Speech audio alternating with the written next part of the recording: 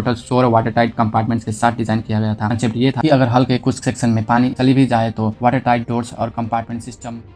बात है 15 अप्रैल 1912 की। नॉर्थ अटलांटिक समुद्र के बीच एक शिप जो उस जमाने का सबसे लग्जरियस और टेक्नोलॉजिकली एडवांस पैसेंजर लाइनर में से एक था, अब समुद्री सतह पर नहीं रहा। सिर्फ कुछ घंटे पहले सब कुछ नॉर्मल था। शिप पर म्यूजिक बज रही थी, लोग डिनर कर रहे थे, कुछ पैसेंजर्स अपने केबिन में थे और किसी को न्यूयॉर्क पहुंचने की एक्साइटमेंट थी। लेकिन अब टाइटैनिक नॉर्थ अटलांटिक के अंधेरे और ठंडे पानी में डूब चुकी थी।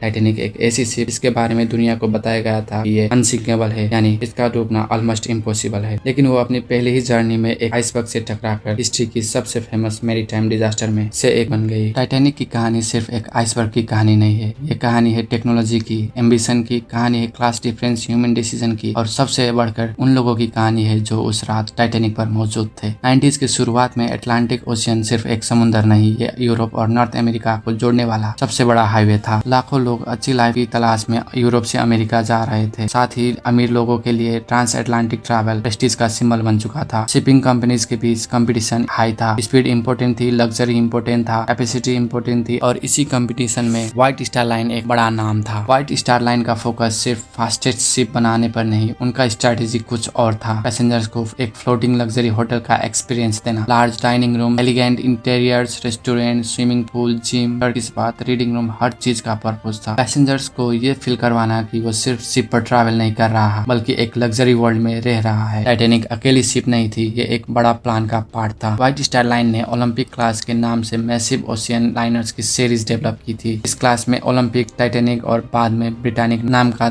3 शिप बनाई गई थी। टाइटैनिक की सिस्टर शिप ओलंपिक पहले सर्विस में आ चुकी थी। टाइटैनिक का डिजाइन बहुत हद तक ओलंपिक से रिलेटेड था, लेकिन टाइटैनिक में कुछ डिफरेंस और अपग्रेड्स भी किया गया था। ये शिप उस जमाने की शिप बिल्डिंग कॉन्फिडेंस का सिंबल बन गई। कंपनी का गोल सिंपल था, साइज, लग्जरी और रिलायबिलिटी। लेकिन उस वक्त किसी को नहीं पता था कि ओलंपिक क्लास का सेकंड शिप हिस्ट्री का सबसे फेमस नाम बन जाएगा। टाइटैनिक का लंबाई करीब 170 मीटर थी, जो 2.5 फुटबॉल फील्ड से भी लंबा होता है। बीम करीब 93 फुट का था और टाइटैनिक का ग्रॉस टनेज करीब 40,329 था। शिप में ट्रिपल स्क्रू propulsion सिस्टम था, यानी पानी में शिप को आगे बढ़ाने के लिए 3 पंखों का इस्तेमाल किया गया था। टाइटैनिक का साइज सिर्फ नंबर की वजह से इम्प्रेसिव नहीं था, उस वक्त के पैसेंजर्स के लिए ये एक मूविंग सिटी जैसी लगती थी। मल्टीपल फ्लोर, हजारों लोग, crew members, food supplies, fresh water, machinery, passengers room, public space, सब कुछ एक ही फ्लोटिंग स्ट्रक्चर के अंदर था। टाइटैनिक के अंदर पैसेंजर्स को 3 क्लास में डिवाइड किया गया था। फर्स्ट क्लास पैसेंजर्स के लिए लग्जरी का लेवल 5 स्टार होटल से भी हाई था। Luxury rooms, elegant dining area, lodge area, reading rooms, private facilities, और पैसेंजर के पास शिप के अलग अलग एरिया में भी टाइम स्पेंड करने का मल्टीपल ऑप्शंस था। सेकंड क्लास भी अपने टाइम के हिसाब से कंफर्टेबल ही थी। Private cabins, dining facilities, common area, यानी टाइटैनिक पर ट्रैवल करना सिर्फ फर्स्ट क्लास पैसेंजर्स के लिए ही कंफर्टेबल एक्सपीरियंस नहीं था, लेकिन सबसे different experience third class passengers का था। इसमें ज्यादातर लोग इमिग्रेंट्स थे, फैमिलीज थी, वर्कर्स थे और यूरोप के अलग अलग जगह से अमेरिका की तरफ जाने वाले लोग थे। उनके लिए टाइटैनिक लग्जरी वैकेशन नहीं, एक नया फ्यूचर की जर्नी थी। टाइटैनिक की सबसे फेमस रेपुटेशन थी उसका अनसिंकेबल, लेकिन यहाँ एक बहुत बड़ा फर्क है। टाइटैनिक के ओनर्स और बिल्डर के कॉन्फिडेंस को बाद में मीडिया ने एक एब्सोल्यूट स्टेटमेंट बना दिया, जैसे टाइटैनिक कभी नहीं डूब सकता, लेकिन रियलिटी थोड़ी और कॉम्प्लिकेटेड थी। टाइटैनिक को टोटल 16 वाटर टाइट कंपार्टमेंट्स के साथ डिजाइन किया गया था। कंसेप्ट ये था कि अगर हल्के कुछ सेक्शन में पानी चली भी जाए तो वाटर टाइट डोर्स और कंपार्टमेंट सिस्टम बाढ़ को कंट्रोल करने में हेल्प करेंगे। शिप को एक्सट्रीमली सेफ समझा गया था, लेकिन वाटर टाइट का मतलब अनबीटेबल नहीं होता। टाइटैनिक के डिजास्टर ने इसी कॉन्फिडेंस की लिमिट्स को एक्सपोज किया। 31 मई 1911 में बेलफास्ट के हारलैंड एंड उल्फ शिपयार्ड में टाइटैनिक को ऑफिशियली लॉन्च किया गया। ये मोमेंट सिर्फ एक शिप का लॉन्च नहीं था, ये इंडस्ट्रियल कॉन्फिडेंस का स्पेक्टर था। हजारों लोग एक बड़ा स्टील शिप को पानी में उतारते देख रहे थे, लेकिन टाइटैनिक अभी रेडी नहीं थी। लॉन्च के बाद machinery, furnishing, equipment, finishing, testing सब कंप्लीट होना बाकी था, यानी शिप को एक लग्जरी लाइनर से वर्किंग ओशियन लाइनर बनाना था। साल 1912 में टाइटैनिक का कंस्ट्रक्शन खत्म हुआ। 10 अप्रैल 1912 में टाइटैनिक ने इंग्लैंड के साउथहैम्पटन से अपनी पहली जर्नी ऑफिशियली स्टार्ट की। शिप पर पैसेंजर्स आ रहे थे, लगेज लोड हो रही थी, क्रू मेंबर्स अपने स्टेशन पर था, फैमिलीज एक दूसरे को गुड बाय कह रही थी। किसी पैसेंजर पैसेंजर्स के लिए ये अमेरिका में नई जिंदगी की शुरुआत थी, तो किसी के लिए ये लग्जरी ट्रैवल का एडवेंचर था। किसी ने इमेजिन नहीं किया था कि उनका ये जर्नी हिस्ट्री के सबसे फेमस जर्नी में से एक बनने वाली है। साउथहैम्पटन के बाद टाइटैनिक फ्रांस के चेरबर्ग पहुंची। यहाँ पर और पैसेंजर्स बोर्ड हुई। टाइटैनिक के पैसेंजर लिस्ट अब और डाइवर्स हो गया और यहाँ से टाइटैनिक का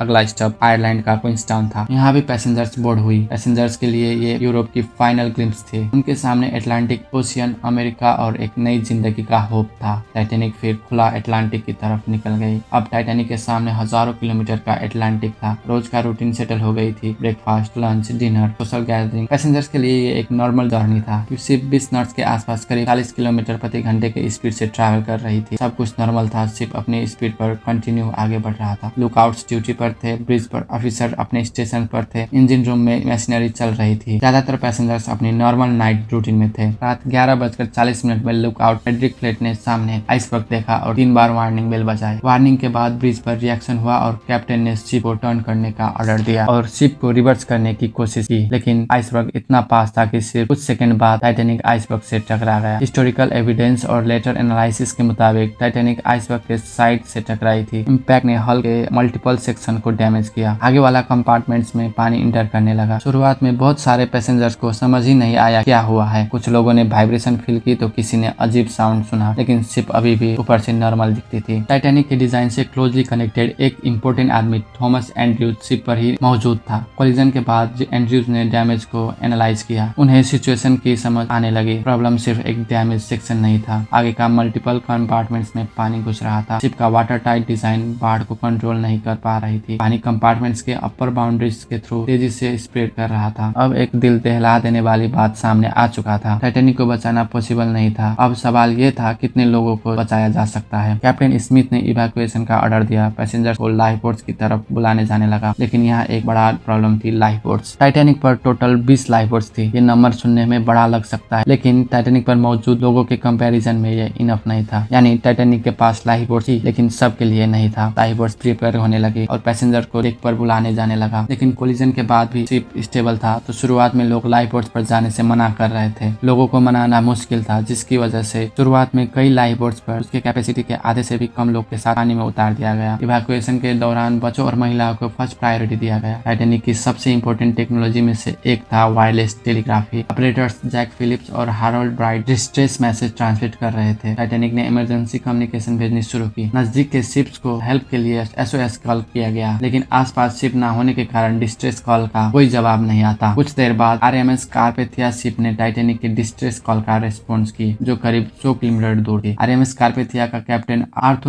रोस्ट्रोन ने टाइटैनिक की तरफ शिप को मोड़ा और तेजी से टाइटैनिक की तरफ बढ़ने लगा। रात बढ़ रही थी। पानी आगे वाला सेक्शन में लगातार भर रहा था। शिप का बोझ तेजी से नीचे होता गया। पैसेंजर्स को अब क्लियरली समझ आ रहा था कि शिप के साथ बहुत बड़ा हादसा हुआ है। लाइफ बोट्स लगातार लॉन्च होती गई, लेकिन कैपेसिटी अभी इनसफिशिएंट थी। शिप पर रहने वाले लोगों के लिए हर मिनट क्रिटिकल था। रात 2 बजे के बाद टाइटैनिक और तेजी से डूबने लगा। पानी धीरे धीरे ऊपरी हिस्सों तक आ रहा था और बाकी लाइफ बोट्स को लॉन्च करने की कोशिश हो रही थी। डेक पर अफरा तफरी फैली हुई थी, लेकिन हर जगह ऐसा नहीं था। कुछ लोग अब भी शांत और व्यवस्थित थे और कुछ क्रू मेंबर्स आखिरी पल तक अपनी ड्यूटी निभाते रहे। कई लोग अपने परिवार से बिछड़ गए और कुछ को कभी पता ही नहीं चला कि उनके अपनों के साथ क्या हुआ। रात 2:20 पर टाइटैनिक पूरी तरह डूब गया। जहाज 2 टुकड़ों में अलग हो गया और अटलांटिक महासागर के हजारों फीट गहरे अंधेरे में टाइटैनिक की यात्रा खत्म हो गई। लेकिन टाइटैनिक के डूब जाने के बाद भी दर्द खत्म नहीं हुई। बहुत से लोग नॉर्थ अटलांटिक का -60 डिग्री सेल्सियस ठंडे पानी में अपनी जान बचाने के लिए तैर रहे थे, लेकिन हाइपोथर्मिया की वजह से अपनी जान नहीं बचा सके। लाइफ बोट्स में बैठे सर्वाइवर्स टाइटैनिक के टुकड़ों को आंखों के सामने गायब होते देख रहे थे। जब कार्पेथिया टाइटैनिक के पास पहुंची तो सुबह हो गई थी। कार्पेथिया ने बाकी सर्वाइवर्स को शिप पर चढ़ाया। कुछ सर्वाइवर्स खामोश थे, कुछ रो रहे थे और कुछ अपने बिछड़े हुए अपनों को ढूंढ रहे थे। सर्वाइवर्स को लेकर कार्पेथिया न्यूयॉर्क के लिए रवाना हो गया। टाइटैनिक पर कुल 2224 लोग सवार थे, इसमें से करीब 1500 से ज्यादा लोगों ने अपनी जान गंवाई। टाइटैनिक डिजास्टर के बाद मैरीटाइम रेगुलेशन में मेजर चेंजेस आए। Life boat requirements, emergency equipments, wireless communication procedures, iceberg monitoring, international coordination, सब पर अटेंशन इंक्रीज हुआ। नॉर्थ अटलांटिक में आइसबर्ग को मॉनिटर करने के लिए साल 1914 में इंटरनेशनल आइस पेट्रोल स्टैब्लिश हुई। यानी टाइटैनिक की ट्रेजेडी ने सिर्फ एक जनरेशन को शॉक नहीं किया, उसने मैरीटाइम सेफ्टी का फ्यूचर ही बदल। टाइटैनिक के डूबने के बाद उसका मलबा दशकों तक समंदर की गहराई में छिपा रहा। सही जगह का पता लगाना नामुमकिन था, क्योंकि तब टेक्नोलॉजी बहुत लिमिटेड थी और नॉर्थ अटलांटिक की गहराई में टाइटैनिक खो गया। और फिर साल 1985 में एडवांस और डीप सी टेक्नोलॉजी का इस्तेमाल करके रॉबर्ट बालार्ड और फ्रेंच अमेरिकन टीम ने टाइटैनिक के मलबे को करीब 3800 मीटर नीचे ढूंढ निकाला और फिर एक बार टाइटैनिक दुनिया के सामने आया। टाइटैनिक का मलबा हमेशा के लिए सुरक्षित नहीं रहने वाला। समंदर की गहराई में मौजूद छोटे छोटे जीव और बैक्टीरिया धीरे धीरे इसके लोहे को खा रहे हैं। स्टिकल्स और ढांचे के कमजोर पड़ने से ये मलबा वक्त के साथ बर्बाद हो रहा है। रिपोर्ट्स के मुताबिक 2030 तक टाइटैनिक का मलबा पूरी तरह गायब हो सकता है। टाइटैनिक का हादसा सिर्फ आइसबर्ग की वजह से नहीं हुआ था, वो तो बस एक खतरा था। असल में ये कई चीजों का नजारा था, जैसे ओवर कॉन्फिडेंस, आइस वार्निंग को सीरियसली ना लेना, विजिबिलिटी, लाइफ बोट्स की कमी, कम्युनिकेशन और एक शिप जो टेक्नोलॉजी के घमंड का प्रतीक बन चुकी थी। जब ये सारी चीजें एक ही रात में मिल गई तो नतीजा इतना भयानक निकला। एक शिप जो सिर्फ 4 दिन तक अपनी पहली जर्नी पर रही, लेकिन सेंचुरी से ज्यादा दुनिया की यादों में रह रहा है। अगर आपको ये वीडियो इन्फॉर्मेटिव लगी तो वीडियो को लाइक, शेयर और चैनल को सब्सक्राइब करें।